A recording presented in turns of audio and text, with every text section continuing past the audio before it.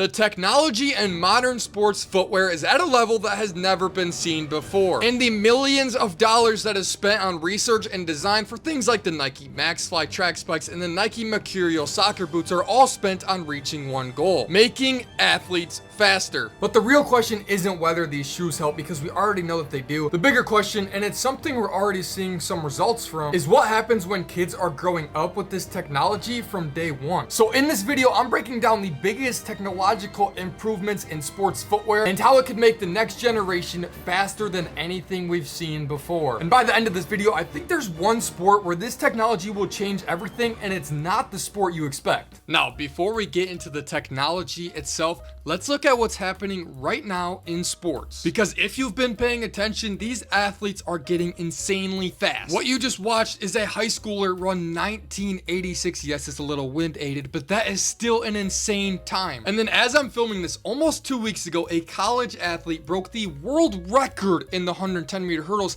and this was in the prelim. Now, obviously, shoe technology isn't the only reason that these fast times are happening. I know nutrition is better and recovery is better, and so much sports science has been revealed in the last 5 to 10 years. But along with that human sports science, there's been a lot of technology sports science. And I think a lot of people are underestimating the impact that that's gonna have. So let's start with the Nike Maxfly. Now, if you showed this track spike to an athlete 20 years ago, they would probably lose their mind, because track spikes look nothing like this. In fact, here's an example of what spikes used to look like. It was basically a weak piece of plastic with a sock attached that had spikes on the bottom. So obviously there's a clear difference. And the most obvious difference on the Nike Maxfly is this Air Zoom air bubble. Now, if you've ever worn a pair of Maxflies before, the first thing you'll notice is that they don't feel like normal spikes. Every time a sprinter hits the ground, they're applying massive amounts of force into the track. And the goal of this Air Zoom unit is to absorb some of that force and return it back into the athlete as efficiently as possible. Now, it's not literally launching you forward, but it helps create a more responsive feeling under your foot, allowing athletes to attack the ground more aggressively. And that's only one piece of the puzzle, because underneath the Maxfly is another piece of technology that has completely changed sports forever: the carbon fiber plate. Carbon fiber plates make shoes much stiffer than traditional footwear, and in sprinting, stiffness is generally a good thing, because instead of losing energy through your foot bending and flexing,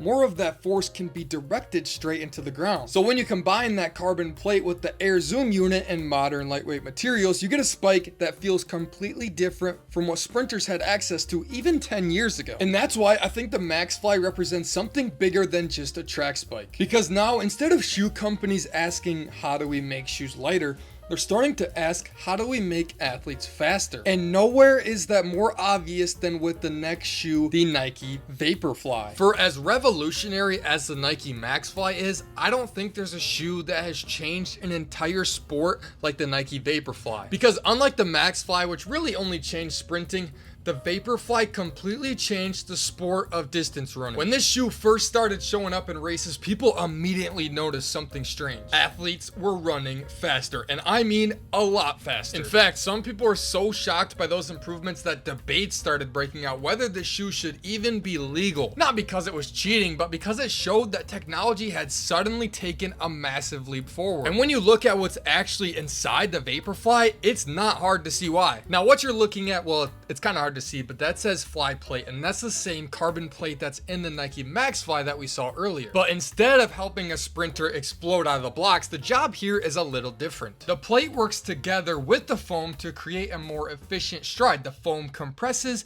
the plate stabilizes, and together they help the runner move more efficiently. Now, this foam is important as well. This is the Zoom X foam, and it's another one of those big breakthroughs in modern running shoes. For years, companies were focused on making their shoes lighter and softer and more comfortable, but they were never focused on that bouncy response. But that's exactly what Nike changed with the Zoom X foam. It's comfortable, yet it's responsive, and that's why the Vaporfly feels completely different from older racing shoes. Now, the sport of running and sprinting has had 3,000 years to come up with this technology. But there's another sport that we need to talk about, and it just so happens to be the biggest sport in the world. Yes, the sport of soccer or football. They're completely changing the game in terms of technology in their footwear. These are the Nike Mercurial Superfly 11s, and some of the biggest names in soccer are wearing these boots right now in the World Cup. Now, when most people think about revolutionary sports footwear, they usually think about the running shoes or the track spikes or the marathon shoes, things like that. But some of the most advanced speed technology in sports is happening in cleats too. And unlike the Maxfly or the Vaporfly, which are designed for athletes moving almost entirely in a straight line, soccer is completely different. You're accelerating or decelerating, you're cutting and trying to do all that while controlling a ball and trying not to get tackled. So creating a faster soccer cleat is actually a much more complicated problem. So the first thing Nike focused on was the weight, and the upper of the Mercurial is incredibly thin and lightweight,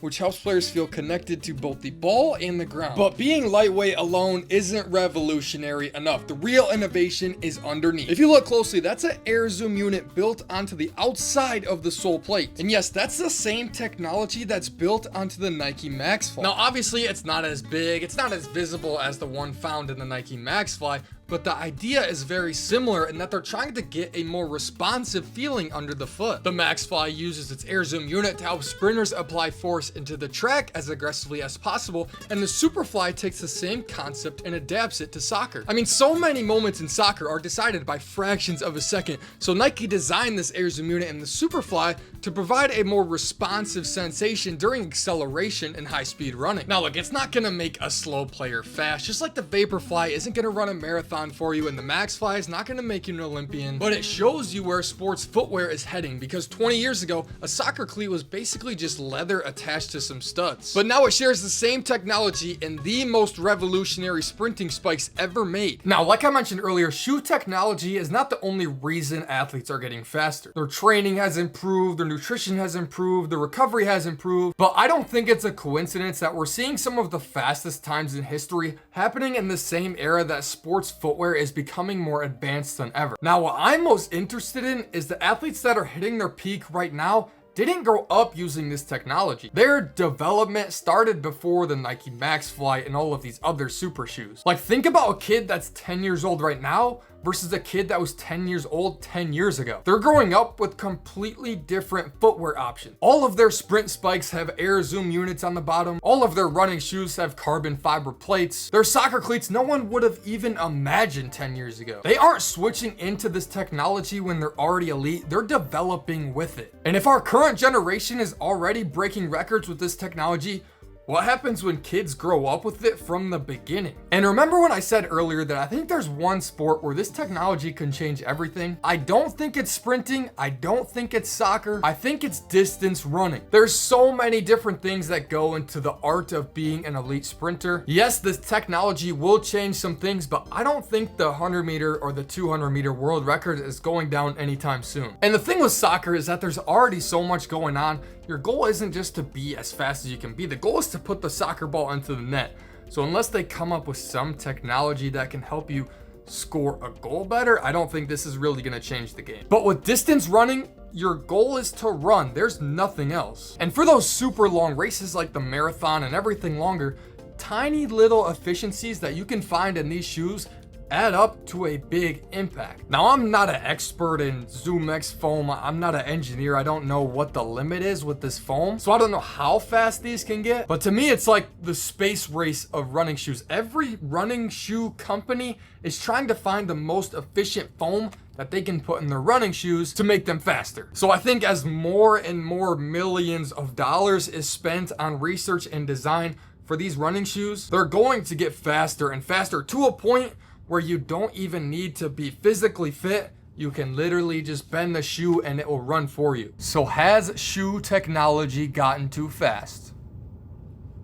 Maybe not yet. But I do think in 5 years, you'll look back on this video and think, wow, this dude was a genius. He was ahead of the game. He knew exactly what was gonna happen. Some guy just ran a 1:45 marathon, and now all carbon plated running shoes are banned from the marathon. So I'm gonna click the subscribe button and leave a like on this video, and then turn the post notifications on because I don't want to miss another video that this guy posts. And then I'm gonna go to his Instagram and follow his Instagram. I'm just kidding, you don't have to do all that, but you should click the subscribe button.